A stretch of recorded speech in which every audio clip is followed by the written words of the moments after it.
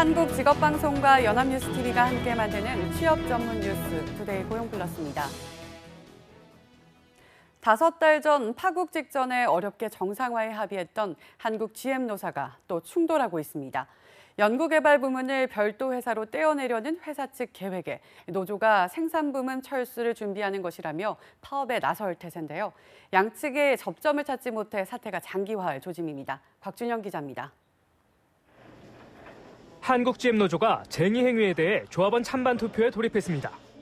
지난 4일 이사회가 결의한 연구개발법인 분리안건에 반대하는 집단 행동 준비에 나선 겁니다.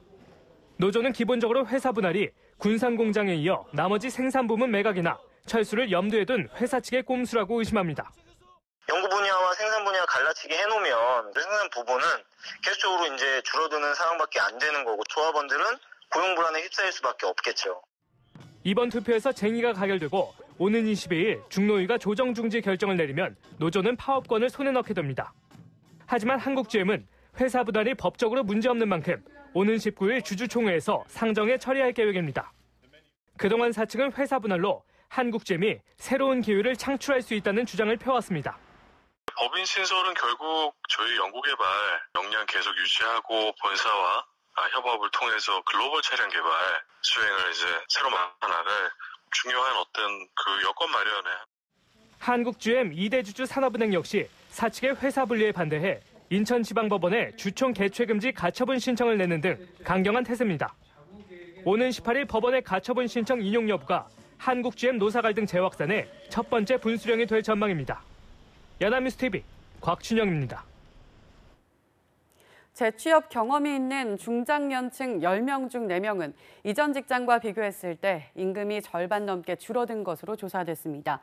전경련 중소기업협력센터는 40세 이상 중장년 518명 중 54% 정도가 재취업 경험이 있다고 답했고, 이 중 임금 수준이 전 직장 대비 50% 미만인 응답자가 38.4%에 달했습니다.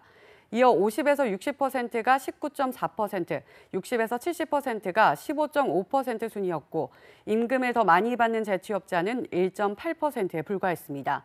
중장년이 전 직장 퇴직 이유는 권고사직과 명예퇴직, 정리해고라는 응답이 56.6%로 가장 많았으며 정년퇴직이 21.4%, 휴폐업이 13.3%로 뒤를 이었습니다.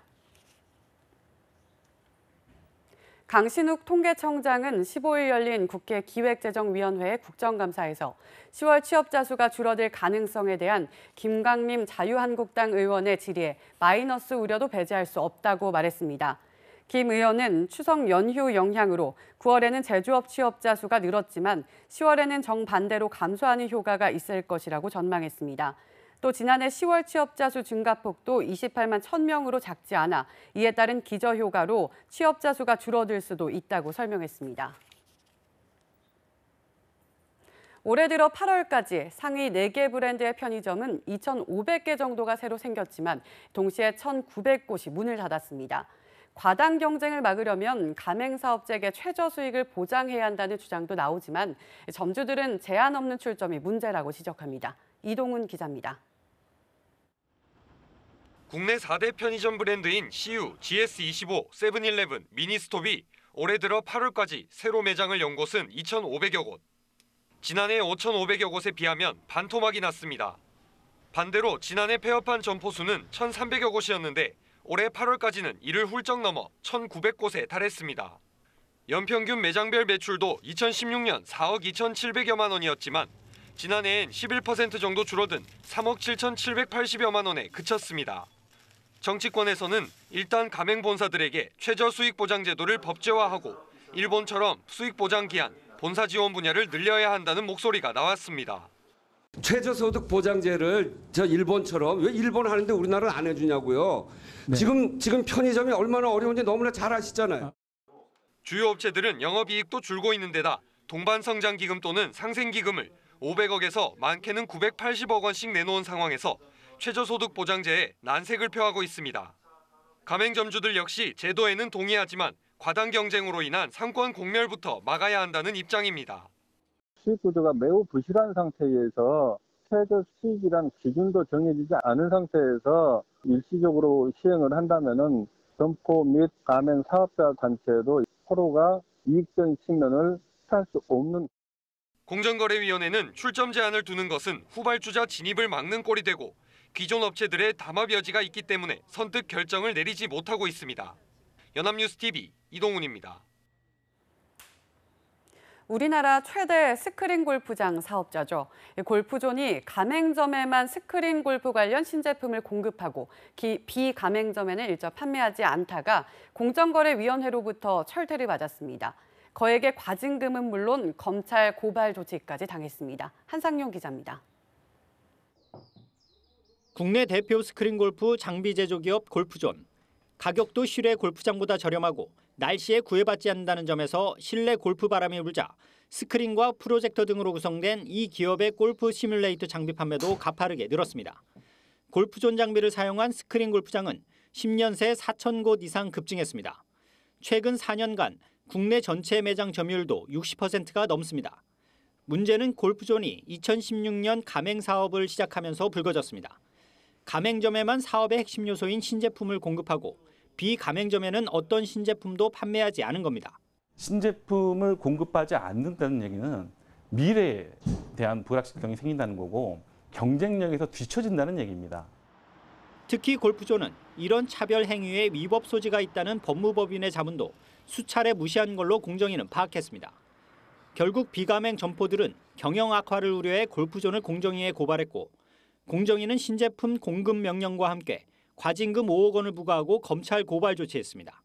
3,700여 개에 달하는 많은 비가맹점들을 경영난에 처할 수 있게 하고 이들의 가맹 전환을 강제하는 행위라는 점에서 매우 중대한 위법 행위라고. 이에 골프존은 비가맹점들의 가맹 전환을 강제할 목적이 없었다며 대응을 예고했습니다. 공식적으로 문서로 통보받지 않았고 이후에 적합하게 응대할 예정입니다. 연합뉴스TV 한상용입니다.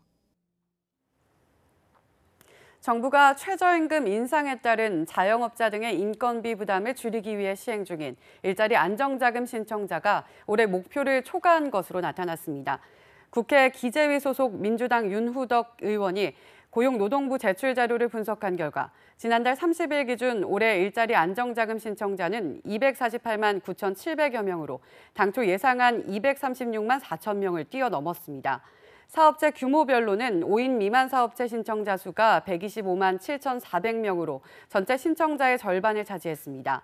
윤 의원은 일자리 안정자금이 5인 미만의 소상공인과 영세 자영업자 등에게 도움이 되고 있어 신청이 많은 것으로 보인다고 전했습니다. 금융당국이 대출 규제 고삐를 바짝 조입니다. 총 부채 원리금 상환 비율 DSR 기준을 2개 이상으로 세분화해 적용하고 임대업 이자 상환 비율 RTI 적용을 강화할 방침입니다. 박진영 기자의 보도입니다. 총부채 원리금 상환 비율 DSR 규제 도입이 예고된 가운데 고 DSR 기준이 세분화될 전망입니다. DSR은 가계대출 심사에서 모든 대출의 원리금 상환액을 연간 소득으로 나누어 계산합니다. 금융당국은 위험 수준에 해당하는 고 DSR 기준과 고 DSR이 전체 대출에서 차지하는 비율을 제시해 은행이 준수하도록 규제할 방침입니다. 예를 들어 고 DSR 기준을 80%, 대출 비중을 10%로 할 경우 은행은 DSR 80%가 넘는 대출 총액을 신규 가계대출 취급액의 10% 이하로 관리해야 하는 겁니다. 은행들 평균 DSR은 72%지만 시중은행, 특수은행, 지방은행 간 편차가 크기 때문에 적어도 2개 이상 기준을 세분화할 계획입니다. 최종구 금융위원장은 DSR 규제 방향에 대해 이렇게 설명하고 DSR 규제로 대출이 어려워진 취약계층을 위한 정책자금, 서민대출 등은 DSR에서 제외할 것이라고 덧붙였습니다. 연간 임대소득을 이자 비용으로 나눈 임대업 이자 상환 비율 RTI에 대한 규제 강화 필요성도 언급했습니다. 원칙적으로 RTI가 주택 1.25배, 비주택 1.5배를 넘어야 대출을 받을 수 있지만 지금까지 기준 미달로 거절된 사례가 없다는 겁니다. 공매도와 관련해서는 사실상 기관이나 외국인에게 유리한 부분은 없는지, 개인 투자자에게도 원활하게 공매도에 참여할 방안은 없는지 적극 검토하겠다고 밝혔습니다. 연합뉴스TV 박진영입니다. 현재 시중은행의 대출이자는 조금씩 상승하고 있는 추세인데요. 이 때문에 빚 있는 사람들의 부담이 커져가고 있습니다. 하지만 금리 인하 요구권 등 현행 제도들을 잘 활용하면 조금이나마 대출 부담을 줄일 수 있다고 합니다. 소재영 기자입니다. 현재 시중은행에서 신용대출을 받을 경우 금리는 보통 3%에서 5% 중반대에 달합니다. 여기에 기준금리 인상 가능성까지 높아지면서 빚 있는 사람들의 걱정은 커져가고 있습니다. 금리 인상기에 늘어날 수밖에 없는 대출금리 부담을 줄이기 위해서는 먼저 금리 인하 요구권을 잘 활용하는 것이 중요합니다. 소득이나 직장, 신용등급이 바뀔 때 은행에 금리 인하를 요구하면 0.1에서 0.5%포인트가량 대출 이자를 낮출 수가 있습니다. 이렇게 지난 6년 동안 감면된 이자는 모두 9조 4,817억 원에 달합니다. 직장이 더 좋은 곳으로 옮겼다든지 아니면 연봉이 그때 시점보다 15% 이상 올랐다든지 이러한 요건들이 갖춰졌을 때 금리 인하를 요청하실 수가 있거든요. 다만 전체 대출 규모에 비해 활용도가 낮다는 지적이 국정감사에서도 나오고 있어 금감원은 올해 안으로 모바일 등 비대면 수단을 통해서도 이를 활용할 수 있도록 할 계획입니다. 저신용자의 경우 정책금융 상품을 이용하는 것도 한 방법입니다. 헬살론이나 세희망 홀시대출, 미소금융 등 저신용 서민들을 대상으로 정책금융 상품 요건에 부합하면 저금리로 대출받을 수 있습니다. 이와 함께 월급 계좌가 있거나 카드나 공공요금 대금이 결제되는 주거래 은행을 이용하면 그간의 실적이 반영돼 이자를 더 줄일 수 있습니다. 연합뉴스TV 소재영입니다. 국내외 주요 스마트폰 제조사들의 카메라 숫자 경쟁에 불이 붙었습니다. 후면에 3개, 4개의 눈이 달린 스마트폰 출시가 본물을 이루고 있는 건데요. 반면 구글은 기존과 같이 카메라가 2개인 대신 인공지능 기능을 강화한 신제품을 선보이며 다른 방향의 진화를 모색하고 있습니다. 서영석 기자입니다. LG전자가 전후면 5개의 카메라를 탑재한 전략 스마트폰 V40 싱큐를 공개한 데 이어 삼성전자도 후면에만 4개의 카메라가 달려있는 갤럭시 A9을 세계 최초로 선보였습니다. 여기에 중국 화웨이도 경쟁에 뛰어들면서 세계 스마트폰 시장은 카메라 전쟁을 벌이고 있습니다. 반면 구글의 신제품 픽셀3는 카메라 개수가 단 2개지만 인공지능 AI에서 차별화를 두었습니다. 5월 공개한 식당과 미용실 예약 전화까지 걸던 AI 기술이 실제 적용됐고 한 발 더 나아가 모르는 번호로 전화가 오면 AI가 대신 받아 실시간으로 통화 내용을 화면에 띄워주기까지 합니다. You can decide whether to pick up, send a quick reply, or mark the call spam. You'll never have to talk to another telemarketer. 구글은 하드웨어 스펙 경쟁에서 비껴간 대신 사용자 편의를 늘리는 데 중점을 둔 겁니다. 불필요한 그런 하드웨어 스펙 때문에 소비자에게 가격 부담을 주는 방향은 좀 바람직하지 않은 것 같고 사용자의 편의성을 강화하는 쪽으로 이미 포화 상태에 이른 무선통신 시장에서 기업 간 서로 다른 전략이 어떤 결과를 낳을지 주목됩니다. 연합뉴스TV 서영석입니다.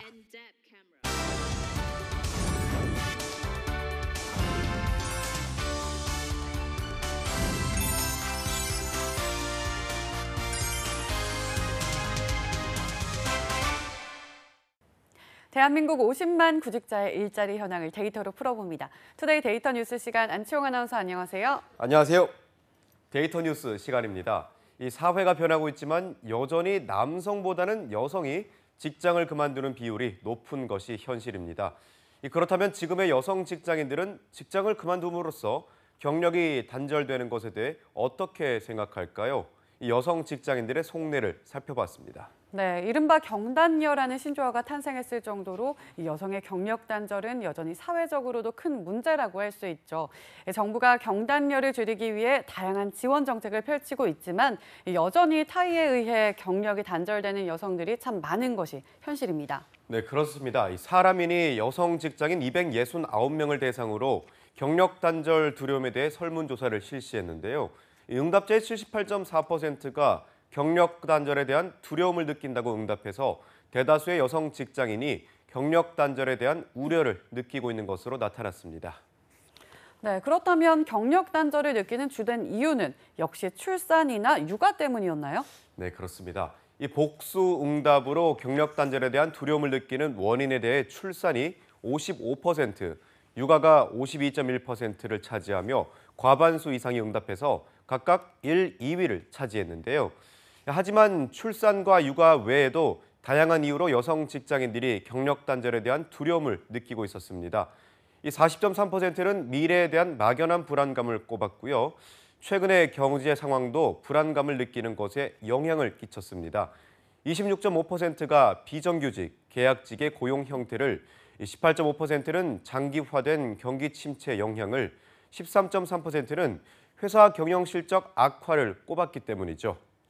네, 출산이나 육아 같은 가정 내 문제뿐만 아니라 지금의 경기 상황 때문에 언젠가 경력이 단절될 수 있다는 두려움을 가진다는 것 참 안타까운데요. 실제로도 이러한 이유 등으로 이 경력 단절이 된 케이스가 많은 건가요? 네, 해당 설문조사에는 이와 관련된 내용도 조사했는데요. 실제로 주변에 경력 단절된 동료가 있는지에 대한 물음에는 65.1%가 있다고 응답했다고 합니다. 이 경력 단절된 동료들의 성별이 여성이라는 응답이 98.3%로 압도적으로 높았고, 이 비슷하다라는 응답은 1.7%에 불과했는데요. 반면 남성이라는 응답자는 한 명도 없었습니다. 네, 그렇군요.